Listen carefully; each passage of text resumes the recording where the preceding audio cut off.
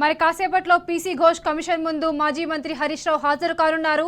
కాళేశ్వరం గురించి జరుగుతున్న వాస్తవాలు కానివ్వండి, వాటిపై జరుగుతున్న దుష్ప్రచారాలు కానివ్వండి, పటాపంచలు చేసి వాస్తవాలను కమిషన్ ముందుంచనున్నారు. ఇక ఇదే అంశంపై మరింత సమాచారం మా ప్రతినిధి కిరణ్ అందిస్తారు. కిరణ్, చెప్పండి. కాళేశ్వరం కమిషన్ పీసీ ఘోష్ ముందుకు ఈ రోజు మాజీ మంత్రి నాటి ఇరిగేషన్ శాఖ మంత్రి హరీష్ రావు కూడా కాసేపట్లో హాజరు కాబోతున్నారు.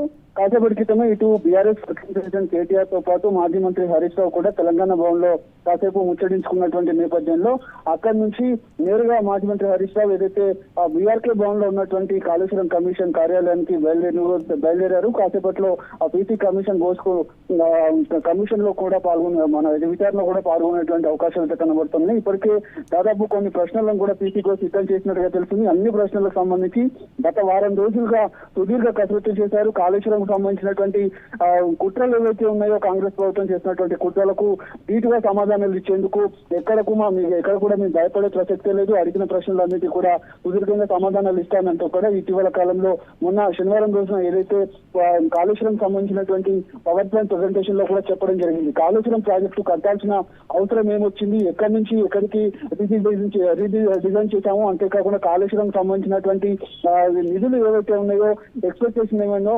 అన్నింటినీ కూడా పెంచినటువంటి దాఖలాలు అయితే లేవు. ఖచ్చితంగా ఉన్నటువంటి కేబినెట్ తీర్పు మేరకే కాళేశ్వరం ప్రాజెక్టు కూడా చేపట్టామంటూ కూడా ఇప్పటికే హరీష్ రావు కూడా చెప్పడం జరిగింది. పూర్తి స్థాయిలో ఈ కమిషన్ కు సంబంధించినటువంటి అంశంలో కూడా ఒక విఫల ప్రాజెక్ట్ గా చూపేటువంటి కాళేశ్వరం కు సంబంధించినటువంటి కాంగ్రెస్ ప్రభుత్వం కూడా కుట్రలు చేసినటువంటి నేపథ్యంలో దీనిపైన గట్టిగా కౌంటర్ ఇచ్చేందుకు కూడా తను కాసేపటి క్రితమే బయలుదేరారు.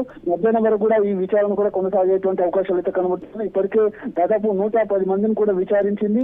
అందులో భాగంగానే కాంగ్రెస్ ప్రభుత్వం ఇటు కేసీఆర్ కావచ్చు, హరీష్ రావు కావచ్చు, ఇటు మిగతా వాళ్ళకు కూడా నోటీసులు ఇచ్చినటువంటి పరిస్థితి కనిపించింది. ఖచ్చితంగా కాళేశ్వరం ప్రాజెక్ట్ అనేది తెలంగాణకు ఒక వరప్రదాయినిగా ఉంది. లక్షల ఎకరాలకు నీళ్లు అందించినటువంటి కాళేశ్వరం ప్రాజెక్టు వల్ల కూడా అనేక రంగాల్లో ఇటు తాగునీరు అందించినటువంటి లక్ష్యంగా కాళేశ్వరం ప్రాజెక్టు కేవలం మూడు సంవత్సరాల్లోనే పూర్తి చేసింది. దేశంలో ఏ రాష్ట్రం కూడా ఇంత త్వరితగతిన దీన్ని పూర్తి చేయలేదు.